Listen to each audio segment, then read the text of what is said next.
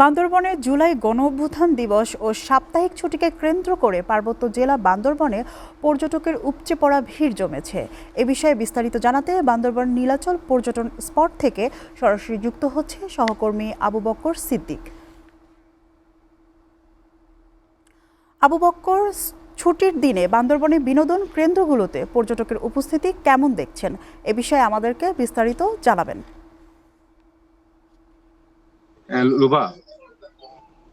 জুলাই গণঅভ্যুত্থান দিবস ও সাপ্তাহিক ছুটিকে কেন্দ্র করে পাহাড়কন্যা বান্দরবান জেলায় পর্যটকের ঢল নেমেছে। বিভিন্ন প্রান্ত থেকে পর্যটকরা ছুটে চলেছেন এক পাহাড় থেকে অন্য পাহাড়ে। এই জুলাই জেলার নীলগিরি, নীলাচল, চিম্বুক, শৈলপ্রপাত, প্রান্তিক লেক, দেবতাকুম, কেকড়ডং, সুংসাংপাড়া সহ সকল পর্যটন স্পটে এখন পর্যটকের ভিড় জমেছে। আমি এখন দাঁড়িয়ে আছি বান্দরবান শহরের 5 কিলোমিটার দূরে অবস্থিত নীলাচল পর্যটন কেন্দ্র, যেটি সমুদ্র পৃষ্ঠ হতে প্রায় 2000 ফিট উঁচুতে। এখানে গতকাল থেকেই বিকেল থেকে প্রচুর পর্যটকের সমাগম ঘটেছে। জেলা প্রশাসকের পক্ষ থেকে জুলাই গণঅভ্যুত্থান দিবস উপলক্ষে 5ই আগস্ট জেলা প্রশাসকের নির্ধারিত জনপ্রিয় পর্যটন কেন্দ্র নীলাচল, মেঘলা, প্রান্তিক লেক ও চিম্বুক দর্শনার্থীদের জন্য বিনামূল্যে প্রবেশের সুযোগ করে দেওয়া হয়েছে। এতে প্রশাসনকে ধন্যবাদ জানিয়েছেন ঘুরতে আসা পর্যটকরা। প্রাকৃতির অপার সৌন্দর্যের লীলাভূমি পাহাড়কন্যা বান্দরবান।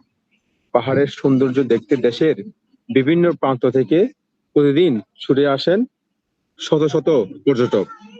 আর সরকারের ছুটি বা সাপ্তাহিক ছুটিতে এ ভিড় বেড়ে যায় আরো কয়েক গুণ। এবার জুলাই গণঅভ্যুত্থান দিবস ও সাপ্তাহিক ছুটিকে কেন্দ্র করে পাহাড় প্রিয়দের ভিড়ে মুখর হয়ে উঠেছে পর্যটন নগরী বান্দরবান। জেলার সবগুলো দর্শনীয় স্থানে এখন পর্যটকের ভিড়। শুধু তাই নয়, হোটেল, মোটেল, রিসোর্ট গুলোতে কানায় কানায় পরিপূর্ণ। ছেলে মেয়েদের স্কুল বন্ধ থাকায় পরিবার পরিজন নিয়ে পর্যটকরা অবকাশ যাপনে ছুটে এসেছেন প্রকৃতির সৌন্দর্য দেখতে। চাঁদের গাড়িতে করে ঘুরে বেড়াচ্ছেন এক পাহাড় থেকে আরেক পাহাড়ে। কোলাহল মুক্ত পরিবেশ, প্রাকৃতিক সৌন্দর্য দেখে মুগ্ধ দর্শনীয়রা। আমি কথা বলেছিলাম হোটেল মালিক সমিতির সাধারণ সম্পাদক জসিমউদ্দিনের সাথে।